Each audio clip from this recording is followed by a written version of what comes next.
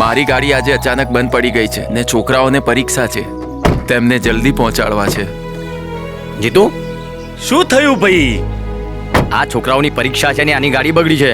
એક કામ કર, પોટલા બધા નીચે ઉતારી દે ને આ છોકરાઓને બેહાડી દે. અરે ભાઈ શું જફા કરો છો યાર?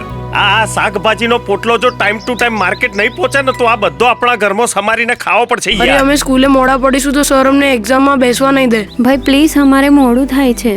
જો જીતુ, આ શાકભાજી કરતા આ લોકોનું ભવિષ્ય વધારે જરૂરી છે, નહીં તો આ લોકો પણ આપણી જેમ ટેમ્પો ચલાવશે ભાઈ.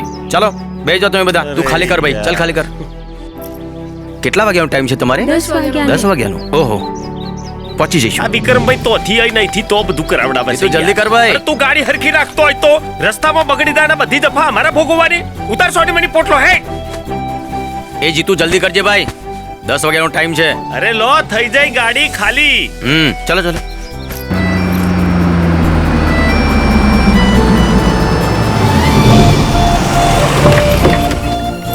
ચલો ઉતરો. ટાઈમસર આવી ગયા ને?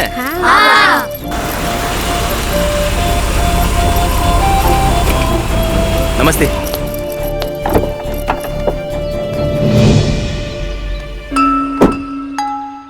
કેમ બેટા મોડું થયું પરીક્ષાના ટાઈમમાં? સર, અમારી સ્કૂલ વાન રસ્તામાં બગડી હતી તો ત્યાંથી વિક્રમભાઈ શાકભાજીના પોટલા લઈને નીકળતા હતા તો એમને સ્કૂલ લાવવામાં અમને ખૂબ મદદ કરી.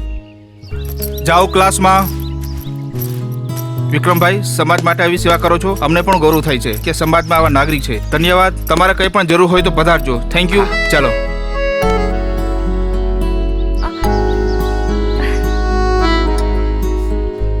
વિક્રમ, અરે ડોક્ટર, તમે અહીંયા? મેં તમને છોકરાઓ સાથે જતા જોયા એટલે જ હું અહીંયા આવી કે તમે અહીંયા શું કામ? એ તો સ્કૂલ વાન બગડી હતી એટલે. હા, મેં બધું જ જોયું, બધું જ સાંભળ્યું. વિક્રમ, તમે હંમેશા સેવાનું કામ કરો છો અને એટલે જ તમારા જેવા માણસો મને દિલથી પસંદ છે. અનિતિના ધામ જેવી હોસ્પિટલમાં કામ કરતા તમે જ તમારી આંખો ઉઘાડી અને ત્યાંથી મેં રાજીનામું આપી દીધું છે અને હવે એક મંદિર જેવી હોસ્પિટલમાં ગરીબ દર્દીઓની સેવા કરવામાં ખરેખર મને ખૂબ જ આનંદ મળે છે. મેડમ, તમે સાચા હતા એટલે જ મંદિર જેવી હોસ્પિટલ તમને મળી. પણ મને રસ્તો ચીંધનાર તમે જ તો છો. તમને હું ક્યારેય નહીં ભૂલું. હું અત્યારે હોસ્પિટલ જાઉં છું. તમે પણ ક્યારે આવો? આ મારું કાર્ડ છે. ચોક્કસ આવીશ. હું તમારી રાહ જોઈશ.